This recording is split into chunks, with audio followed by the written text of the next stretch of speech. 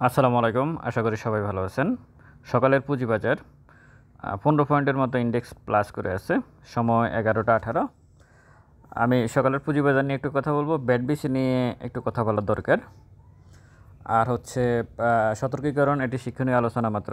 Stock আমার কোনো বাইসেল নির্দেশ করে না, নিজে এতে বাইসেল সম্পন্ন করবেন। পুঁজিবাজার ঝুঁকিপূর্ণ, জেনে শুনে বুঝে বিনিয়োগ করুন। প্রথমে আসি ইন্ডেক্স নিয়ে। সকালের 341 কোটি টাকার লেনদেন হলো এখন পর্যন্ত, 1 ঘন্টা 18-20 মিনিট, মানে 1.5 ঘন্টার কাছাকাছি সময়। অ্যাডভান্স 189টা, ডিক্লাইন 128টা। টপে নর্দার্ন ইন্স্যুরেন্স আছে, রহিমা ফুড, আইএফআইসি ব্যাংক আছে। লুজারে ব্যাডবিসি, সিঙ্গার বিডি। লুজারে কিছু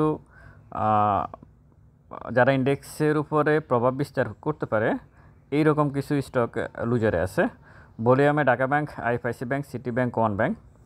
এই ভলিউমটাই মূলত দাম কিন্তু খুব বেশি যে আপ করতেছে ব্যাপারটা এমন না, কিন্তু ভলিউম করে রাখতেছে, এটা দেখার বিষয়। ইন্ডেক্স পজিটিভ করে রাখছে ইসলামী ব্যাংক 3.26 আর আইএফআইসি ব্যাংক 3.18। এছাড়া ইন্ডেক্স পজিটিভে এখন পর্যন্ত যা আছে বেশিরভাগই ব্যাংক, এখন পর্যন্ত যা আছে সবই ব্যাংক। তো সুতরাং লেনদেন বাড়বে, সেটা স্বাভাবিকভাবে বলা হয়ে যায় যেহেতু ব্যাংক আছে। ইন্ডেক্সও হয়তো দিন শেষে আমরা প্লাস দেখতে পারি, কিন্তু স্টকের প্রাইস যেগুলো এখন টপে আছে এই স্টকগুলোর খুব বেশি 2-3টা শেয়ারে হল্টেড আছে এই মুহূর্তে, মানে 1টা বা 2টা আছে হল্টেড। তো এটা হয় না, মানে মার্কেটের সাথে ইন্ডেক্সের সাথে ভলিউমের সাথে এটা যায় না আর কি। যাই হোক, এটা এখন কতটুকু টেনে মার্কেট উপরে তোলে সেটা দেখার বিষয়। কিন্তু মার্কেট যে স্বাভাবিক যে আচরণ সেটা করতেছে না, ইন্ডেক্সের সাথে মিল নাই, এটা হচ্ছে মূল বিষয়। যাই হোক, সকালের পুঁজিবাজার এটুকুই আমি বলবো। আমি এরপর ব্যাডবিসি নিয়ে একটু কথা বলতে চাচ্ছি। আমি গতকালকের ব্যাডবিসি নিয়ে যেহেতু ভিডিও দিয়েছি, সুতরাং আলাদাভাবে এই 8% কমে গেছে এখন পর্যন্ত। সেটা একবার বা দুইবার সে 10% কমে গিয়েছিল, কিন্তু পরবর্তীতে আবার ব্যাক করে চলে আসে। তার মানে এখানে ভাইয়ারা অ্যাক্টিভ আছে এবং সেটার প্রমাণ 1 মিনিট চার্ট।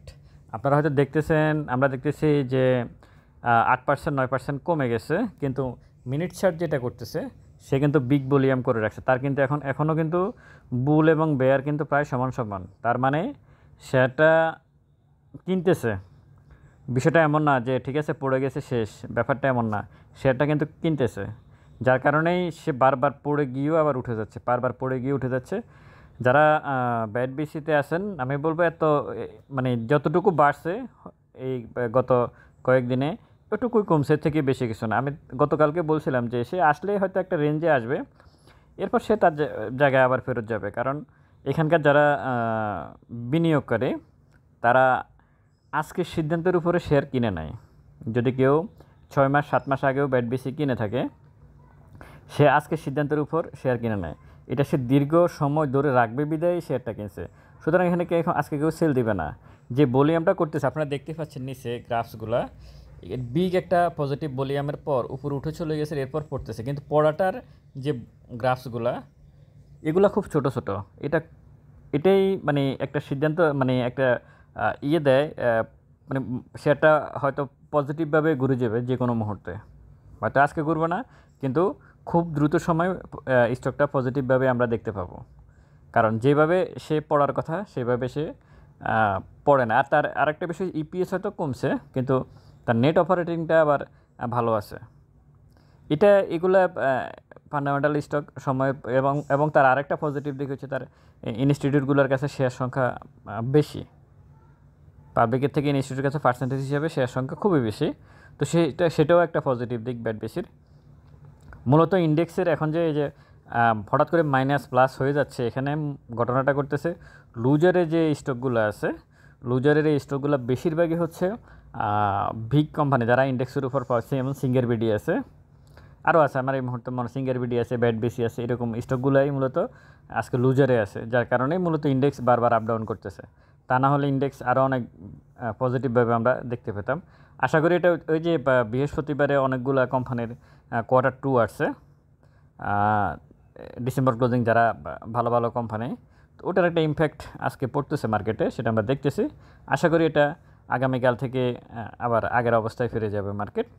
ব্যাটবিসি নিয়ে এটুকু আমি বলবো, যদি যারা তো কিনছেনই যে জায়গায় আছেন, আজকে আমি মনে করি যদি অ্যাভারেজের বিষয়টা থাকে, এটা অ্যাভারেজ করার চিন্তাভাবনা আপনারা করে নিতে পারেন ব্যাটবিসিটা, কারণ এটা খুব বেশি আর এখান থেকে আবার আগামীকালকেও একেবারে নিচে চলে আসবে এরকম চিন্তাভাবনা না করাই ভালো। এটা হওয়ার সম্ভাবনা কম, হলে আজকেই হয়ে যেত, সেটা বাইরলেস হয়ে যেত, কিন্তু সেটা হয় নাই। তো যাই হোক, সকালের পুঁজিবাজার এটুকুই। আশা করি আপনারা সতর্কতার সহিত লেনদেন করবেন। ট্রেডিং স্টকগুলো কিন্তু ভালো করতেছে না, এটা হচ্ছে সবচেয়ে বড় বিষয়।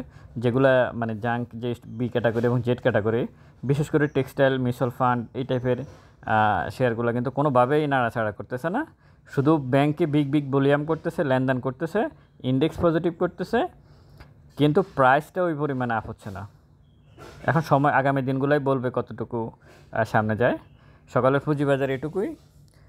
ফেড গ্রুপে যারা জয়েন করতে চাচ্ছেন, 1 মাসের এন্ট্রি ফি দিয়ে ফেড গ্রুপে আপনারা হোয়াটসঅ্যাপ পেড গ্রুপে জয়েন করতে পারেন। এখানে যারা জয়েন করতে চাচ্ছেন তারা 5-6 দিনের গ্যাপে যদি স্টক খোঁজার চেষ্টা করেন, তাহলে আপনারা আসলে এখানে হতাশ হবেন। এখানে শুধু বিনিয়োগকারী পারপাসে এই ফেড গ্রুপটা, একটা স্টকে সময় দিতে হবে, ট্রেড করলেও সময় দিতে হবে। আপনি বছরে সর্বোচ্চ 5-6টা ট্রেড করতে পারেন। যদি আমি 6টা ট্রেডও ধরি, তাহলে সেটা 2 মাসের অন্তর করে আমি ধরতে পারি। আর যদি ইনভেস্টমেন্ট পারপাসে যান, সেটাও ট্রেড। ইনভেস্টমেন্ট মূলত 3 বছরের নিচে কোনো ইনভেস্টই হয় না। প্রত্যেকটাই ট্রেড, 6 মাসেরটাও ট্রেড, 1 বছরেরটাও ট্রেড। কিন্তু লং টার্মে চিন্তা করতে হবে। তারাই শুধু ফেড গ্রুপে আশা চিন্তা ভাবনা করতে পারেন। খুব দ্রুত প্রফিট, খুব দ্রুত অ্যান্টি এক্সিট, তাদের জন্য আসলে ফেড গ্রুপটা না। যারা আসতে চাচ্ছেন, সংযুক্ত থাকতে চাচ্ছেন, বিভিন্ন রকমের তথ্য আপনারা এখানে পেতে পারেন এই ফেড গ্রুপে। এটুকুই সকালের পুঁজিবাজারে সতর্কীকরণ। এটি শিক্ষণীয় আলোচনা মাত্র। এতক্ষণ পর্যন্ত আমি যে আলোচনাটা শিক্ষণীয় আলোচনা, স্টক আমার কোনো বাইসেল নির্দেশ করে না, নিজেতে বাইসেল সম্পন্ন করবেন।